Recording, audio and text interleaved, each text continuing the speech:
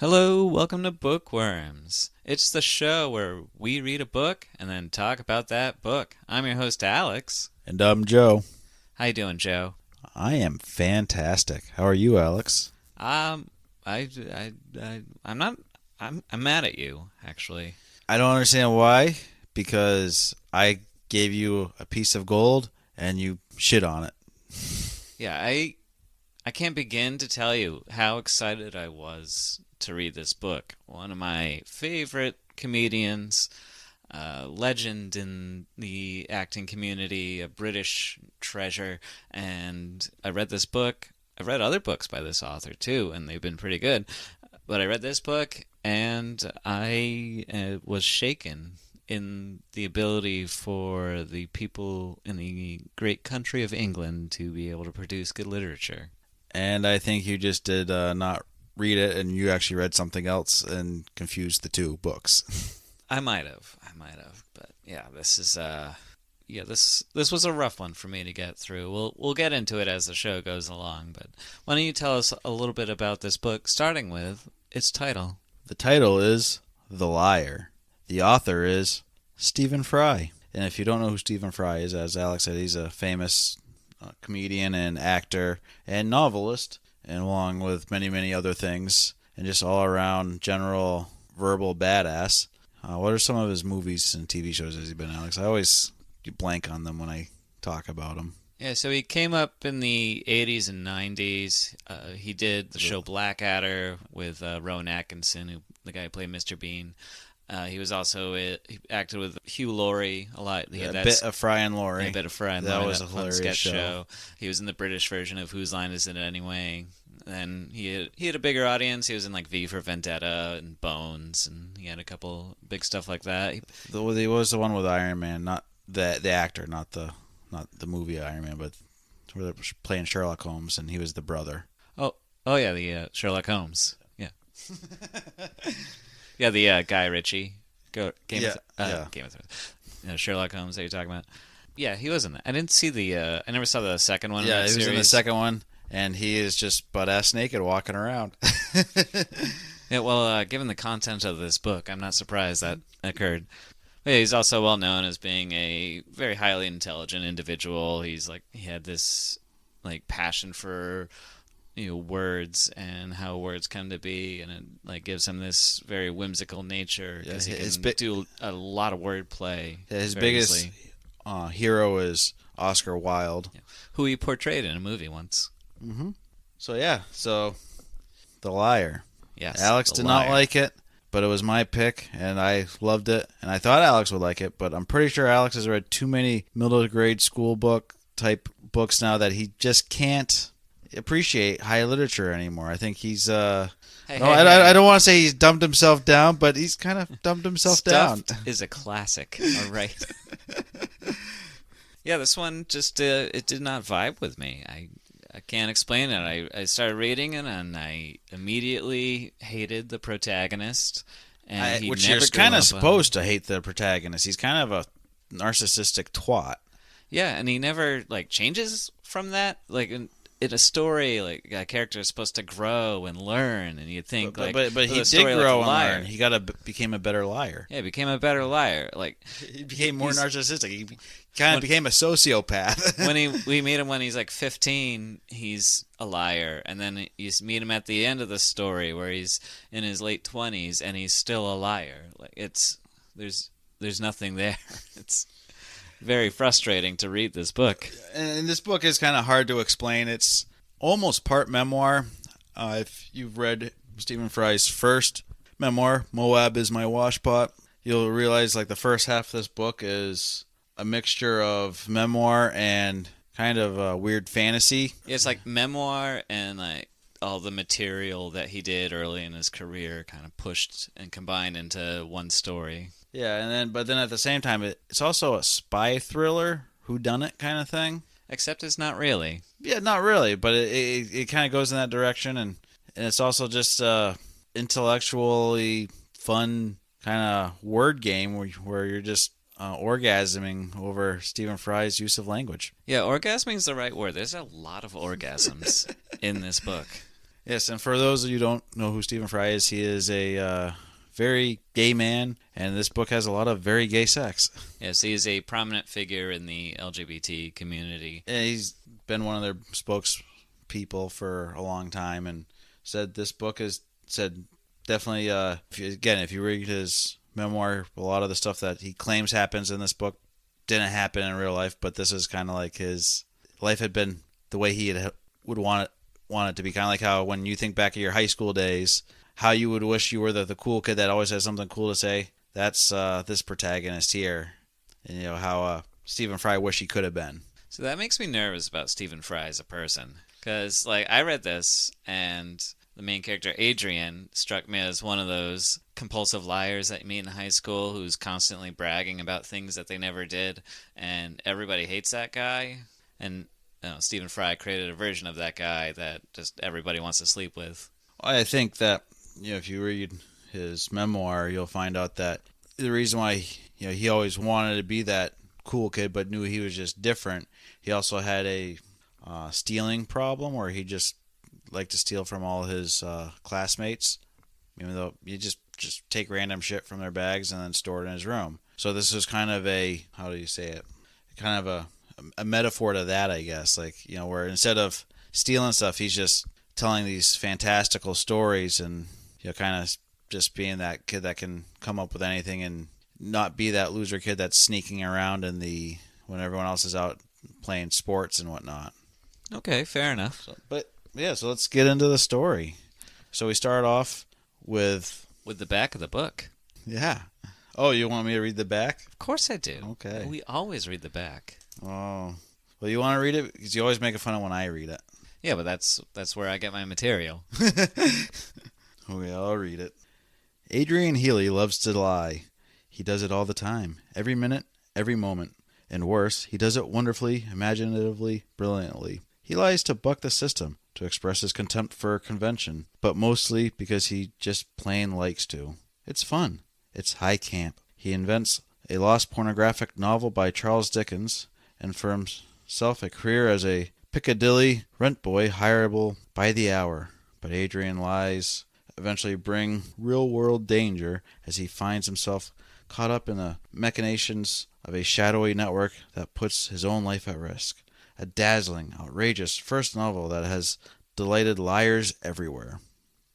I think even the back of the book is a bit of a lie, because I read this, I'm like, oh cool, it's going to be one of those, guy gets himself into trouble and he has to get out of it, but it really just subverts that. I'll give Stephen Fry credit. He does not play to your expectations of what this book is going to be. Yeah. Oh, that's right. I'm reading the back of the book still with his little author bio. He was in the Hobbit series, wasn't he? Yes, he was. He was the mayor of the Lake Town thing with his shitty mustache. Yeah, I didn't really like those movies, so... Yeah, I didn't either. I just kind of avoided them. I didn't care how many big-name actors and actresses were in that. It was just a terrible set of movies. Come on, man. Stephen Colbert was in it. Terrible. But yeah, as we said, our main protagonist is Adrian Healy. But before we even get introduced to him, we get this weird kind of, it's not even really a prologue. It's just like you have these sub-chapters where it's all italicized, and it's these people that are described by what they are wearing, having these weird kind of conversations where you're like, what the hell is going on? Yeah, it's like a flash forward out of context thing. It's a literary style to try and draw the reader in, especially if there's about to be, some backstory. They'll show you something that's about to happen to just entice the reader to keep reading to find out what happens. Yeah, except that you really have no clue what's going on, because you're dropped into this, and you can kind of figure that's like some sort of spy type thing, but you're not. Again, you're just like, okay, these are some really fancy clothes that, as just a lame American dude that doesn't care about clothes, I'm like, I have no clue what you're talking about here. These brand names. Yeah, and these brand name people are at like an art show or something like that, and a guy gets his throat cut. Yeah. And then we go back to public school, or in this case, it's what us Americans would call private school, because the English do everything backwards. It's basically where the upper middle class send their children to get educated. Yeah, it'd be like a boarding school. Yeah. Something like that, where the child lives on Yeah, campus. think Deerfield Academy. Anyway, and we meet Adrian, and he's just this, almost joke of a character as he's dressed up, walking around, prancing around, talking about how he's having essentially gay sex with everyone, and everyone's just kind of playing along like he's the king's bee of the school, except for a handful of rugby players or whatever, and they're just like, this is disgusting, and yeah. Yeah, I think one of my early qualms with the book was Stephen Fry does go very over the top with the amount of sexual content in the book. Which, I mean, this book came out in, 1992, something like that? Something like that. And he was fairly young then. I mean, he was in his 20s when he wrote this, so. Yeah, and he's, back then, Or maybe he was in his 30s then, but. Being gay in the 90s was, was still a new thing, and a lot of people struggled with that, and the way he describes these encounters is very normalized. So I think that's maybe it's very normalized for like a modern audience. So reading that, it was like, oh, that's cool. It's cool that he was able to do that in the 90s, be very outgoing with a lot of sexual content, and it's just everyone's just kind of cool with it. In fact, they all want to join in with him. Yeah, he's accused multiple times of turning the whole school gay, and then he'll go on about how that's just tradition and just more under the table, and all these high class British society, they're just a bunch of gay men prancing around pretending to be straight, and that they should just stop playing with that lie. For all those people who get bullied by the jocks, Stephen Fry did have an amazing quote to get them to stop. So we're on page 9 here, Alex. Oh, I had a quote from page 9. Maybe I can jump on there. Okay. So here we go. Quote, "Let's fucking throw him out," said Sergeant, advancing. "Now I warn you," said Adrian, "if either of you touches me." "Yes," sneered Bennett Jones. What'll you do?" "I shall sustain a massive erection, that's what, and I shan't be answerable to the consequences. Some kind of ejaculation is almost bound to ensue, and if either of you were to become pregnant, I should never forgive myself." If a bully's pushing you around, that is definitely something that's going to get them to stop. Yeah, that's one way to diffuse a fight. It's also very high school talking like that. I mean, he is in high school, so it does make sense. High school is gross. Yeah, I just like the way he described English boarding schools a little bit later on that page. With English boarding schools have much to recommend them.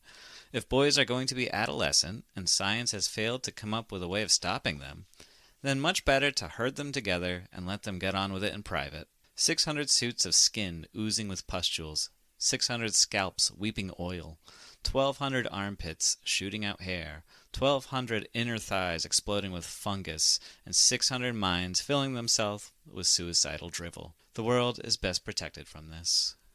So, I think that's a good example of just some of the grotesque language that he uses throughout the book. Talking about getting erections and just gross bodily functions throughout the whole thing. So, I think between our two quotes, we got this book pretty well summarized.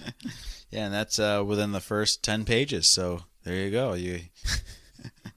And this book does suffer from another thing that Alex really hates. It's just the sheer number of characters being paraded through.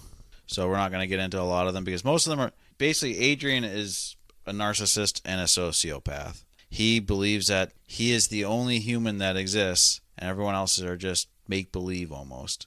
So they're just kind of paper beings put up in front of him to interact with and shower him with attention. And later in the book, he actually, he's telling the professor, which we'll get into, he had a sudden change of heart where all of a sudden he realizes that maybe he's not the real one and everyone else is, and that's why it gives him license to act the way that he acts, because he's really not the real one. And basically, again, he's just a narcissist and a bit of a prat, and is giving himself excuses to behave the way he behaves and do what he does. Yeah, there's a few characters that wind up being a pretty big deal. Like, was it Hugo Cartwright, Pig's Trotter, or Pig's Trotter as they call him. That wasn't his real name. And probably the biggest name other than Adrian is Trefusis, who's one of his professors. There's also Jenny, who becomes his wife eventually. But again, she's more of a two-dimensional character to him. Basically, he's in college, he's dating her, and decides that he has to marry her because that's what's expected of him and the way he acts. And that's literally his thoughts. It's like, I have to done all these things, so therefore I have to just marry her, even though I have zero feelings for her. Maybe it'll come someday. Yeah, that's I think that's very like Oscar Wilde of him. Like he does whatever he wants, but he also has to play to British sensibilities and expectations, which you see in a lot of Oscar Wilde's work. So there's a lot of facades that he keeps up, but at the same time, he's a very different person underneath. Even very shallowly underneath. Very easy to spot. Yeah. And another thing you figure out with Adrian pretty quickly is, like I said, how shallow he is and how he cannot handle any sort of criticism or being called out. Every time he's called out for one of his lies, he folds and runs away crying like a bitch. It's like almost like a break in character after you've dealt with him for so long, being this self-proclaimed badass of, again, mincing words and being able to stop anyone from doing anything. And it's like, nope, we're calling you out. And he's just like, oh, okay, now what? I got nothing. Yeah, if people don't see him the way that he wants them to see him, yeah, he struggles with being able to handle that.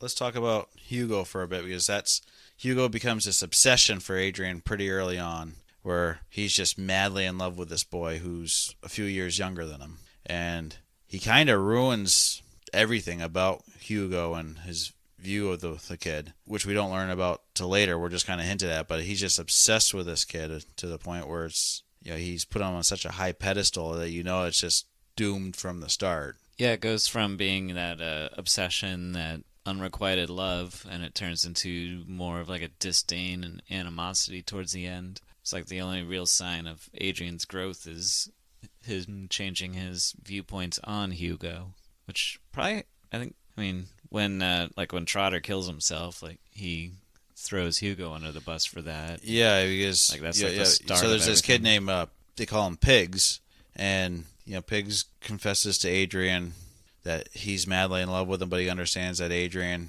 barely even recognizes his existence. And meanwhile, Hugo's also trying to, unbeknownst to Adrian, trying to get his attention, and he's trying to he sees how smart Adrian is, because he's basically got like an eidetic memory and can quote off obscure quotes at will. So he's trying to learn all these random facts by reading the encyclopedia. And Trotter's is brought off as just stupid, even though he's probably your average high school kid, but he doesn't have that ability to be smooth and smart and funny and witty. And Adrian just kind of always puts him down. And then Pigs says, hey, by the way, I'm madly in love with you, and then goes off and hangs himself. And when confronted with this, Adrian says, well, yeah, he talked to me. He told me that he was madly in love with this other boy named Hugo, and because he was so ashamed of himself, he killed himself. Yeah, because like Trotter named Adrian in his suicide note, and yeah, there's like this, like, it's actually really well done, that whole scene where like Adrian gets called. This book's growing on you now, Alex. No, I'm about to undercut it entirely. Don't you worry. So like he's kind of deplorable through the first couple chapters. He's lying. He's very highly of himself. He's got this just kind of yicky feeling with his sexual prowess. And then, someone like Trotter confesses his love to him, goes off on his own, dies by his own hand, and then Adrian gets called in to talk to the dean of students or whoever it was, and dean of students tells him he gets named, and then like Adrian can't really like come to terms with the fact that this has happened, and he uses Trotter's death as another opportunity to lie, and he says that Trotter killed himself over Hugo rather than killing himself over him. And then I'm like, oh, this is like a really good, like, strong emotional moment. And then the following chapter, he's immediately back to telling lies and inventing a pornographic novel written by Charles Dickens. I'm like, oh, he didn't learn a goddamn thing. Okay.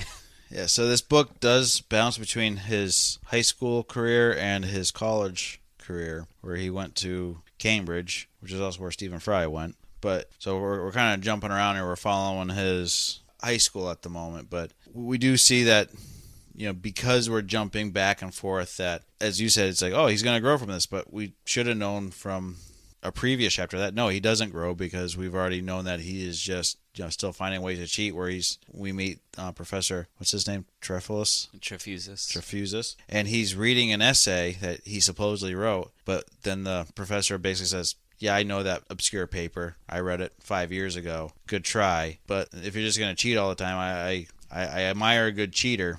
but instead of just playing this charade, I'm going to give you an actual real assignment, which ended up being the pornographic fake novel that he then sold as real to the college, and fun ensues. Yep, shenanigans ensue. There's a big hullabaloo over it. Also, with the with whole Trotter's death part, I don't know, the like their Adrian's conduct and Hugo's conduct too, like the night before the funeral and all that stuff.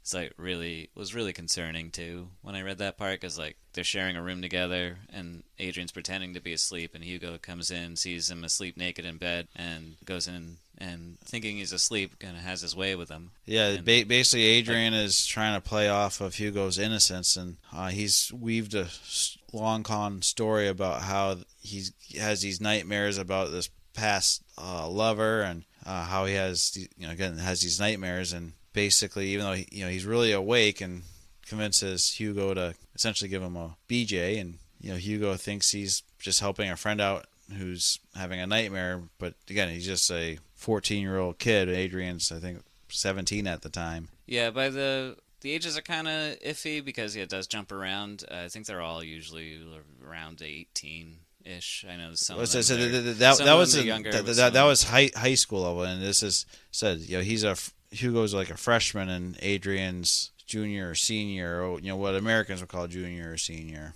So with the Brits, it's a little different. I don't quite understand their grade system, but but that's about the age range. Basically, Hugo is just say regardless, they're probably at an age where this is a bit yicky. It is very yicky. But basically, Hugo is at the tail end of puberty. Adrian is almost an adult. Yeah. So again, very, very bad. Yeah. But yeah, let's talk about some of the college stuff, like the pornographic novel that they decided to write. That was kind of a fun story, I thought. Yeah. So we get his friend Jenny, Adrian's friend Jenny, who he's dating, who is a theater major who's trying to put out plays. And again, this is kind of with Stephen Fry, where he went to Cambridge, discovered the theater, and made his own troupe. So that was kind of a homage to that. And then his roommate Gary, who's an artist, who is basically steals Adrian's credit card and spends all of its money on art supplies and other randomness. And then Adrian, to say, you're going to have to pay me back, buys all the paintings that Gary makes. So then Gary can just pay him back the money that he's owed, and kind of this convoluted scheme that doesn't actually make any money, but yeah, just a fun little con that he plays. Yeah, but the Adrian is forced to come up with this idea for an original piece of work for his professor. Otherwise, he's going to get flunked out of Cambridge. And he finds out that his girlfriend Jenny has discovered all the porn throughout the history of England is stored at Cambridge, in video to written form, and he figures out how to get access to that because it's restricted to grad students. He forges like some special permissions that gets him in there. Yeah, he has Gary forge him the permission slips. And, of course, his professor finds out about this almost immediately because he drops Treffis's name. And, of course, the professor's obviously no dummy, because he's been on to Adrian from day one about his cheating abilities. But then Adrian gets an idea. It's like, hey, Victorian porn is really messed up. Let's have a famous writer have suddenly discovered a new work that they had done, and then have my girlfriend Jenny make a play about it, and we'll put the play on and have it run through the theater system in England.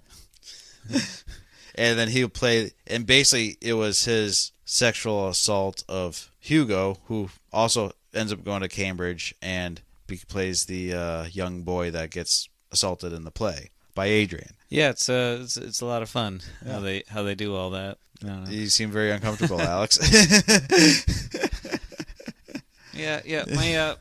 My thing with like getting into this part, we're about like halfway through the book at this point. We're bouncing around in the book a lot because of the timelines. Yeah, but yeah, we're decent ways in the book, and we haven't even gotten into the spy thriller stuff. I think that's also another part where I was getting frustrated. I'm like, yeah, the Charles Dickens porn is great, but when is like story proper gonna start? I feel like we're getting a lot of backstory and not enough, action. See, that's kind of what I enjoy about this. Again, like you said, expectations are subverted, and you get this like, okay, there's something coming, but I don't know what, and what's this build up? It's like, is this how, like, saying how spies are made, or you get the idea that Adrian's professor there is some sort of connection because he is. Through the sub chapters where they're saying this happened, you get the clues that Trephissus there is one of the characters that's all named as his clothes, and you're trying to kind of piece these characters that are running in and out of Adrian's life. Okay, who's possibly one of these characters? A little mystery within the mystery. Yeah. I thought it was just interesting and different enough that it was just it's not just a paint by number story here. Yeah, it definitely wound up being much more of like a character study than it was, a story with an ongoing plot where to achieve certain things. It's just more, here's this guy, here's what it's like, and that's a common thing to do in stories. Character studies are a huge section of fiction, but I don't feel like this is a guy I wanted to learn about. I mean, we were just talking before we were recording about Blood Meridian and how I was saying how ultra violent that is, and it almost. I got halfway through that story. I'm just like, yep, here's another murder everyone in the village scene. Here's another rape everyone and then murder everyone in the village scene, and just one after the other after the other. It was like that when I read Percy Jackson. It was like rape and murder in middle school book. yeah. It's just like, we go one place, we get attacked. We go to another place, we get attacked there. We go to another place, we find out one of the people on our team betrayed us, and then we get attacked. So yeah, there's sometimes it gets a little too much. It's like But I also think that this is also a lot of this is in Adrian's head, so he's kind of looking at it like or I looked at it as like, okay, what did my wildest, just crazy fantasies entail back when I was in middle school, high school, college times? And I'm not dreaming of raping underage kids by any stretch, but just these crazy adventures. Like the whole scene where Adrian's telling the story where he's a bum boy at Piccadilly there. And that's probably, like, that entire chapter is completely fabricated. Yeah. And it's, like, a huge chunk of the book. Yeah, and but it literally is. It's like, okay, let me put myself in this situation and how fantastical it might be. And just letting your imagination run wild, and you can again as an adolescent boy, the sex scenes are definitely gonna play a predominant role in your fantasies. So I kind of put it as to that, where he's writing as if he were an 18-year-old or 22-year-old asshole kid. Just this is how they would think. It's libido's out of control and trying to figure things out. So we also, during that Piccadilly story, we are introduced more to Adrian's uncle, who ends up playing a big role at the end. Oh yeah, that's right. Which again, kind of one of those things that, like, you don't see coming. He's like, he must be important, but I don't see how. He's just this random uncle that's like, I'm gonna give you lots of money for no reason, and then I find you at this sporting event that I just kind of have a box that I'm some unknown important person that works for the shadowy government. So again, kind of hinting at there's some sort of spy thing. And again, the whole spy network thing. Adrian really has no clue what's going on the whole time. He's just going off, well, this is what happens in Bond movies, so why are we doing it this way?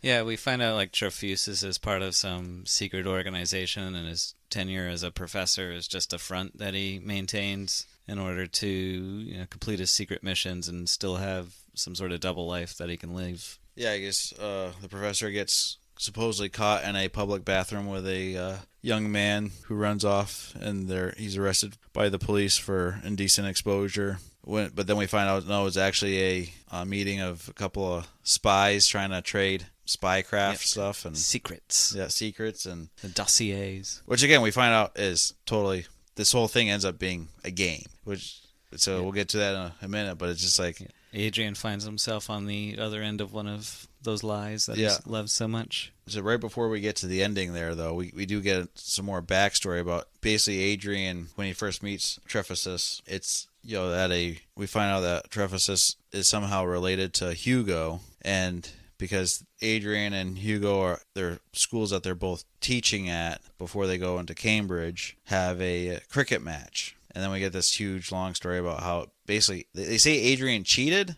but he didn't so much as cheat as just play dirty. Where he was the two characters that were refereeing their students in this cricket match, and Adrian is able to get into the head of one of the, I guess, their pitchers or whatever, the guy throwing the ball to. Yeah, I'm lost on cricket. I think the guy who throws the ball, the pitcher. Yeah, we're dumb Americans. We're gonna do a baseball terminology. What's the? But It's like baseball for them British folk. we're sorry to our British listener. And all the rest of the countries in the world that actually pay attention to cricket, so we're dumb Americans. We're gonna get emails for sure now. Yeah, we're football and baseball. But anyway, so Adrian's talking to the pitcher to the other team and getting into his head, and really he's supposed to be a non-biased, just umpire, just saying play ball, but he's telling this kid who's on his way to playing, supposedly this is going to be the next great cricket player for England, and he just totally gets in his head and says how terrible he is, and in this just really weaselly way where it's like, oh yeah, Adrian did nothing really wrong, but it was Trefesus had put a bunch of money on Adrian, saying, yeah, I know your type, I know what you're going to do, you're going to win because Hugo's the nice guy who plays by the rules, and you don't. Yeah, another huge chunk of story, and we get more back, kind of the backstory on Hugo and his relationship with Adrian and how that whole fucked up thing is just fucked up. Yeah, so that we're getting pretty close to the end here. So it's very convoluted, complex story with lots of back and forth, as Alex is grinding his teeth over. Yeah, I'm trying to find a quote towards the end that kind of summarizes some of the themes in the book, but I failed to bookmark it. But anyway, yeah, the Trefusis enlists Adrian's help with finding this secret device called the Mendax. Basically a truth serum type thing where someone just can't help but tell the truth. And Mendax is like, if you study language like Stephen Fry does, is apparently this ancient word for lie. Yeah. So there was a little cheeky hint for the reader to if they caught on. It's sort of like if you were to watch, I don't know, like The Thing or something, and they're yelling in, was it Swedish or whatever in the beginning of the movie, that would give away the entire plot of the movie if you knew Swedish. But they're on this quest to find this truth serum device that will save England. Yeah, and basically we find out that Trefesus and his Eastern Bloc friend have this device, and there's this play that maybe the Russians are trying to steal it, that England really wants it, and who's actually fighting for who. And it comes down to basically everyone gets locked into a room, and we start getting all of the plot twists thrown at us at once on this spy thriller that wasn't much of a thriller.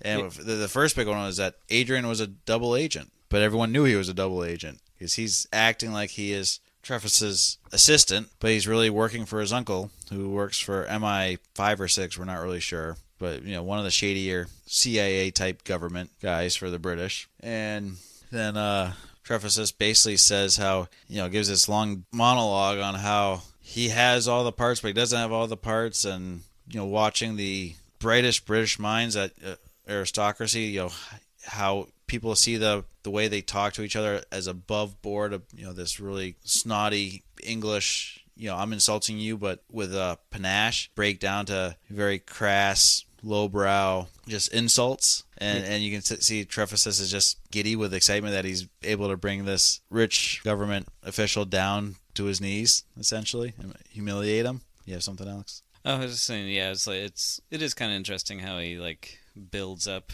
this huge mythos around this Mendax, and every clue they find leads to 10 more, and it becomes this big elaborate thing, which then just it comes down to it was all fabrication. Yeah, so we get our next plot twist where Trefesus says, "Oh, by the way, I have the whole machine. It's right here. It's these two pieces." He puts it together, has Adrian sitting there and puts it over Adrian's ears, and Adrian just starts spewing out random, supposedly truths. And he's just jabbering, annoying the hell out of everyone. The uncle's like, this works, but it doesn't really work because he's just jabbering. And then Adrian doesn't, realizes that it doesn't work, but he's such a compulsive liar, he pretends that it's working because he can't help himself. And he decides that his loyalties really lie with his professor, not his uncle.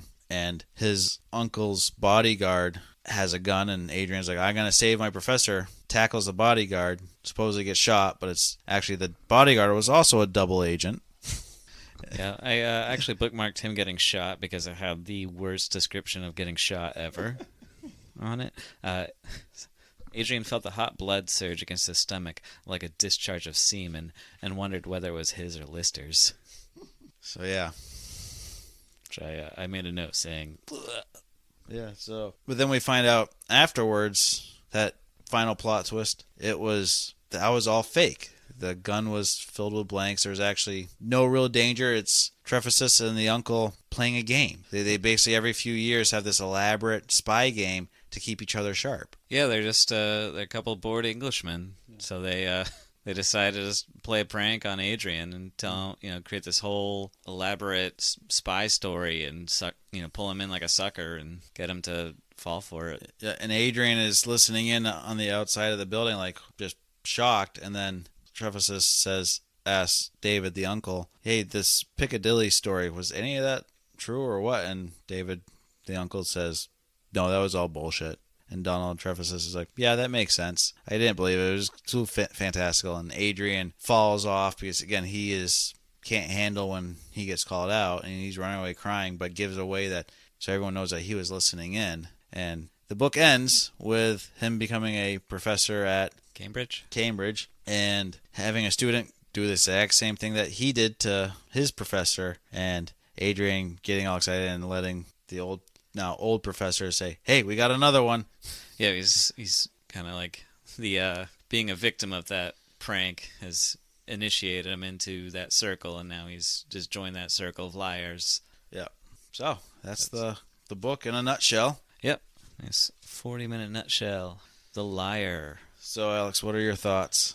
Some things that we didn't really get into was number one, the sheer amount of dialogue in this book is astounding. Was dialogue heavy. There is so much dialogue in this book. Like that chapter where he's talking about being a male prostitute. That's the only one with actual like scene building. A lot of it would just be like a quick little paragraph followed by just pages of dialogue. But that scene of him being a male prostitute was literally all dialogue because he's telling the story. That's true, yeah.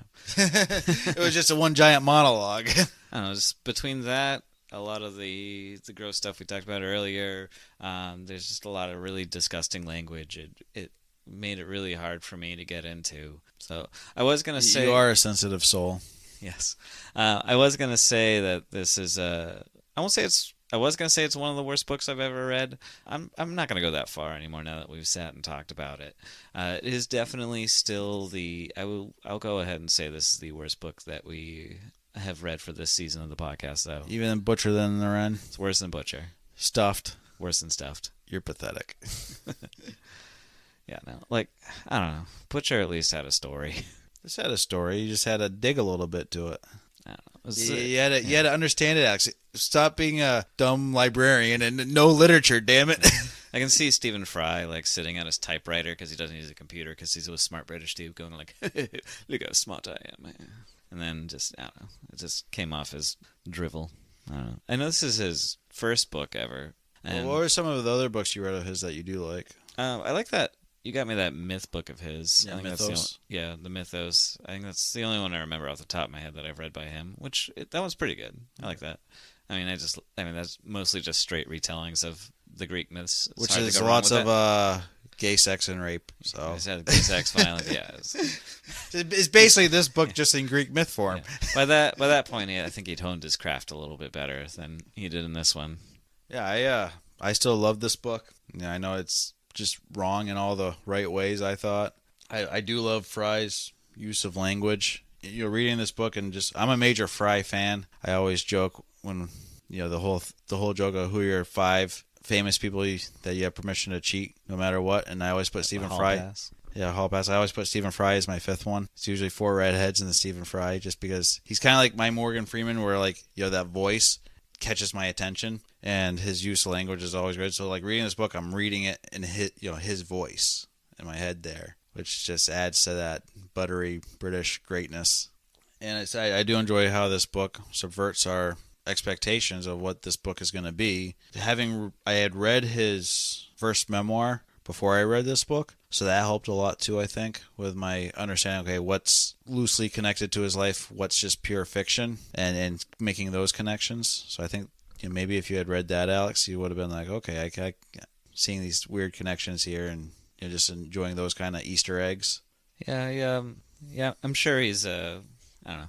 I was more concerned when I learned that this book is mostly or partially autobiographical. I think I was more concerned than anything. But I think if I knew like what parts were his life and what parts are fiction, that maybe it would change things.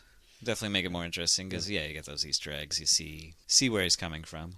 And I guess my one complaint was the jumping back and forth. It was often so jarring because he'd throw you in this new scene, and oftentimes you're like, "What the fuck is going on?" Like, him jumping in, going from raping Hugo, then jumping into a scene from the play that they did, and you just have no context. Like, what the fuck am I reading here? Yeah, the Hugo thing is weird because like yeah, he sets it up so like it looks like Hugo's the one doing it. It's weird. I don't know. It's gross. So yeah. Let's get into some questions, Alex. Unless if you have any other comments. I don't know. Let's question away. I was gonna talk about the male prostitute section and talk about his choice of words with like he's talking about complaining about his back passage feeling like a windsock. But let's go into the questions. Alex, you seem like you're really intrigued by this back end being a windsock. Yeah. Let's dig in a little bit more about your fantasies here. I think that speaks for itself. Couch you're sitting on, it's kind of like a therapist couch, Alex. Why don't you lay out and we'll get into this? Yeah. I guess we've already kind of gone over this question a bunch of times, but basically the book is fictional, but Fry's drawing heavily from his school life, as he states in his memoir. Knowing that, did you know that before or after, Alex? I did some research on the book, so I knew going into it that there was some stuff in there. Having that knowledge, do you think it changed your thoughts of the main character and Fry? Not particularly. I didn't like Adrian from the get-go. I think it made me, like I kept saying, it made me more concerned about Stephen Fry as a person.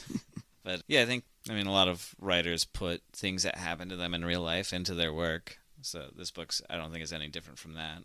Okay. Yeah, I guess, for me it was, how was Fry able to pull himself together? If he's having these kind of, I guess, fantasies about his schoolmates, how do you not become some sort of creepy perv? It's concerning. Yeah. Question 2. The main character could be described as narcissistic. Does his growth through the novel change this, or does it only make him a more dangerous English gentleman? I think I answered that too. Yeah, you said he didn't really grow, but I guess does his lack of growth, just refining his lying skills, does that make him a more dangerous aristocratic type Englishman or English gentleman, or is he just still the same twat, hanging around his intellectual betters? I think he's still a twat. But he has definitely, he's reached a new level of that. Like, his growth isn't becoming a better person. He's become a better liar. And I don't know what Stephen Fry's trying to go with that. I don't know if it's like a remark on British culture or anything like that he's trying to, lay a claim to. But he created just a wildly unlikable child who grew into a wildly unlikable adult. Well, again, for me, it was reading Blood Meridian around the same time as I was reading this book. I was kind of drawing similar conclusions where Adrian was very unlikable, where the boy in Blood Meridian was also, he wasn't so much the main focus, but he was just unlikable. He's committing the same crimes everyone else is, the same horrendous attacks, and he never really grew either. He was just on the run from the judge for the rest of his life. So yeah, but the boy in Blood Meridian faces consequences for his actions, whereas Healy becomes a professor with tons of friends, and he becomes wildly successful in the end. I wouldn't say he's wildly successful. He's still kind of on the coattails of Donald Truffaut. That's true, I guess. I mean, he's like even when at the very end he's got that girl to play he's saying the game's on. It's basically telling Truffaut, hey, we got another one to bring into our fold here. So let me continue following you. And he doesn't really have that original thought. It's all copying from the past. Yeah, it's kind of like lying's all he's ever known, so that's all he can ever do. Yeah. This story takes a lot of twists and turns. How would you best describe this novel and the writing style that Fry uses? I would call it confusing, dialogue heavy, and hard to, I guess, analyze. Because if you read the Wikipedia plot summary, which I also did because it helped me keep track of a few things. Like even that's like entirely out of order for what's happening in the book. So yeah, it's non-linear. It's very difficult to follow. I think that's highly intentional. I also think it makes it difficult for the reader to engage with it. I think Fry was trying to go for what a lot of his literary heroes, like we said, Oscar Wilde, in that era of writer were doing back then, but in a more modern form. Where he's trying to, it's more of a use of language in his stories than a actual story. Yeah, I mean, like Oscar Wilde's works, yeah, like importance of being earnest. There's a lot of twists and turns, and there's a lot of misleading information, but it's usually very clear what's happening in that play. Or like he only ever wrote one novel, which is A Picture of Dorian Gray, which it's told in a linear style, and it's easy to follow what's happening. Fry, I think, I think there's some Oscar Wilde in here with, analyzing a British culture and just how inane and mundane it's become. However, I think his storytelling style is wildly different from that. It's very Stephen Fry-esque. He's not, parroting or aping anybody. There's some inspiration that he's pulling from, obviously. I think every writer does that. But, it's very unique to Stephen Fry, the way he told this story. Okay, and our big final question, since we already pretty much answered the other question. Damn, we're good. Yeah, I know. It's like we plan it this way almost. Ruining my questions, me ruining your just several weeks of trying to get through this book.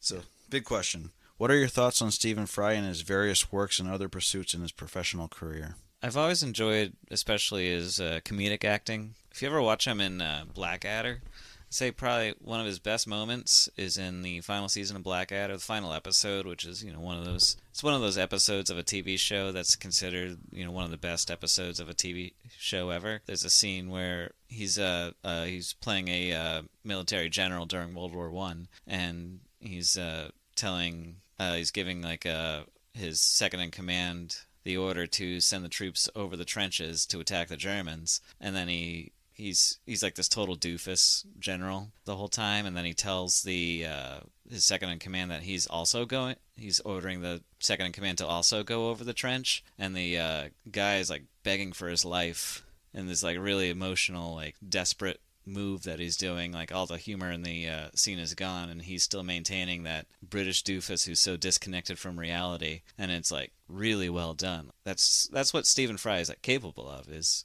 really powerful acting like that and creating these really intense scenes.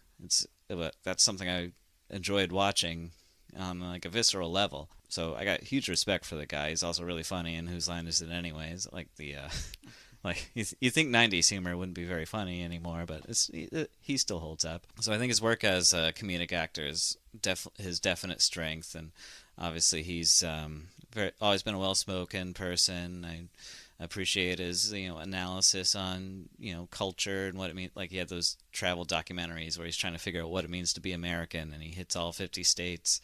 And that's one of my favorite documentaries too. Like he's a great person, and he's a great thinker. I think this book was a definite misstep on his part. I mean, Stephen Fry, I think, should be a national treasure for England if he's not already. I first kind of remember noticing him from Bones when he played. It's a golden wife. Basically becoming obsessed with him from there, looking for what other stuff he had been in, and finding a few of his older shows. I never really watched Blackadder. It's one of those shows that I'm always like, I need to watch it, then just never watch it. But I watched all of his episodes of A Bit of Fry and Laurie, and TV show where he plays a solicitor called The Kingdom. I've watched a lot of his talks and debates on free speech and just other intellectual stuff. I've listened to a bunch of his podcasts where he just nerds out on random things like technology or the 7 Deadly Sins. And he's a very busy guy. He writes constantly. He's always writing, always producing, always acting, doing something. And he really is brilliant. He has a lot of great ideas. Having read a lot of all 3 of his memoirs, I can understand why he became hooked on cocaine. And some of the funny now stories of him almost getting caught by the police and freaking out because he's high on cocaine with lots of cocaine on his body. But And then just the fact that he was able to beat that addiction and quit. I think he quit smoking too, which is a huge thing. And that was one of his major writing things where he had to chain smoke a pipe while he's writing. And well, yeah, he's an Englishman. Yeah. Well, that's why he did it. He was like, oh, this is what a proper Englishman does, and therefore I shall do it.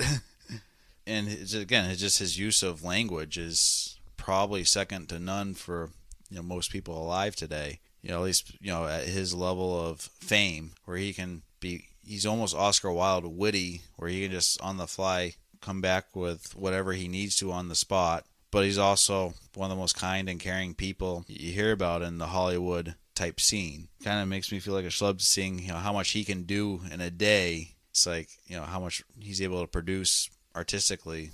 And then here me and Alex are, and we're like, yeah, podcast every 15 days. Yeah, it's like we're recording this week. I'm busy, man. Yeah, Alex, when's the next novel you're writing coming out? Yeah, 8 years from now. Yeah. When's this episode come out? I can give you George R. Martin style times between books. Yeah. I'm about 1,000 pages in. If you give me like 2 more years, I'll be about 1,000 pages in. That's The Liar. Any final comments, Alex? Do better. Highly recommend it. Yeah, I gave it a solid star out of 5. Solid gold star. Yeah. Good job. Give yourself a pat on the back. I've read worse books. Like Stuffed, Butcher and the Wren. Stuffed is 5 stars. All right, I give that top notch. Well, I gave this book 5 stars, Alex. So I love this book. This is a good book. So you're saying Stuffed and The Liar are on the same level? I am saying that the book you love that's called Stuffed should never have been written, and the author should be thrown in prison for writing such filth. Well, I agree with that. But I also like it. Anyways, moving on. Our next book is an Alex pick. Oh, yeah. So we're going to get into a real book now. So this book is... This is Alex's Revenge. Yeah. This is my final book of season 1. I've been saving it for the last, and it's because it is the shortest and easiest to read of all my picks. So I wanted to go out with a bang like that. This is by... As you'll find out next month, my book will not be that. Yeah, it's sitting on my desk right now, and I'm like, oh, God damn it, I have to read this thing again. I liked it, but I don't want to read it again. But, yeah, this one is by one of my favorite children's authors. So this book is geared towards, like, higher elementary school into middle school level of reading. It's by 2-time Newbery Award-winning author. She was also nominated for a third book. Highly decorated, wildly successful author. This is The Miraculous Journey of Edward Tulane by Kate DiCamillo. So Kate, this is last time I read this book, I bought it at the bookstore, and like I was just sitting in my car, and I like looked at the first couple pages of it, and then wound up reading the entire book in a day. Like I sat in my car and read 50 pages before I even left, and then I went home and read the rest of it. It was that good, and I was just like my first experience with Kate DiCamillo, and I've read almost everything she's ever written since. She has some like her big award-winning books. She won the Newbery Award for The Tale of Despero and Flora and Ulysses, and probably her best-known book to a wide audience is Because of Winn-Dixie, a story about one of those classic, boy and his dog stories. I've heard none of these. You've never heard of Because of Winn-Dixie? Nope. Oh, bro, you're missing out. I should have chosen that one. No, this one... you have next season, Alex. Yeah. As far as books about porcelain rabbits go, this one is just in the fewest words possible, very complex and emotional on just a really basic level. So I think we're going to have a lot to talk about. This is definitely not something that's up Joe's alley. Me as a children's librarian, I absolutely adore this book and I adore this author. So it's probably going to be a big flip where Joe's a grump and I am like totally gung-ho about this. I still think Alex is just stuck on children's literature where I'm reading adult literature, and that's why I like The Liar, and Alex is going to like this book. Yeah, and children's literature is where it's at, man. Like the best books are children's literature. Yeah, I don't know. I think that's a false statement, Alex. I'll prove you wrong with this one. You're going to read this one. You're going to come in the next day, just be bawling your eyes out. Be like, you were right, Alex. Oh, my God, that poor rabbit. Yeah, probably not. I don't really cry. So nonchalant. I cried, Alex. I cried once when I was like 3. I didn't like it, so I never did it again. It's not how I remember it. Right. Actually, I might have been when I was 2.5 and you were born. I'm like, damn it. No, I got to share my stuff. Share my parents. Gosh. All right. But yeah, that'll be for next time. Super stoked. It's going to be good. So yeah, like and subscribe to us. You know, if you're listening on Spotify, we got questions that you can answer. You know, sometimes I'll put a little poll on there, so to go check that out. We are on all the major podcast apps. We post every 5th and 15th or 5th and 20th of the month. So the 5th is the books that we announced beforehand, and on the 20th we'll do a bonus episode where it's just a random book or something that we talk about, usually with some sort of guest speaker, typically everyone's favorite guest host, Becky. As we are not quite big enough to get on other guest hosts yet, or guest speakers. We're up and coming. Yeah, we have an Instagram. You can check us out there. Write us there. We have a Gmail account. You could email us at if you have any comments, concerns with Alex's taste in literature. That's kendallbookworms@gmail.com. Our Instagram is @kendallbookworms. Yeah, I might actually read it. Probably not, since I'm the one that controls all that, but I will definitely read it and then rub it in Alex's face. Yeah, those the questions you can ask, like who says the most, or yeah, or Alex's likes or whatever he's doing the week. Yeah, how's our vocal fry? And yeah, we also are on YouTube now. Woohoo! Oh yeah. They're not videos; it's just audio. So don't get too excited. You won't see our ugly faces anytime soon. So no need to scare the children yet. Yeah, maybe someday we'll set up and you can watch us sit on our couches and maybe we'll get a real studio. Yeah. So yeah, keep listening, keep it real. Yeah. Well, aside from roasting ourselves, do you have anything else? Alex has books, as we mentioned. You can find them on Amazon. The link will be in the description below. Yeah, well, as of this recording, I currently only have one book available, which is Paul Plimpton versus Ragnarok. Oh, you took the others down? Yeah, I decided those earlier ones they're great, but they need a little bit more work. So I'm going to tweak them a little bit and put them back out eventually. I'll probably make an announcement once that happens. Being that we record these so early, Alex, so they might already be out by then. Maybe. Probably not, Never because know. you're also slow as molasses. And once you go, if you're listening to this now, go check Amazon, see if you can find it. And if you can't find it, and you only see Paul Plimpton versus Ragnarok on there, once you buy a copy, you can read it while you're waiting. Yep. Yeah, that's it, Alex. All right, well, that's all I got. So until next time, I'm Alex. I'm Joe. And this has been Bookworms. Out.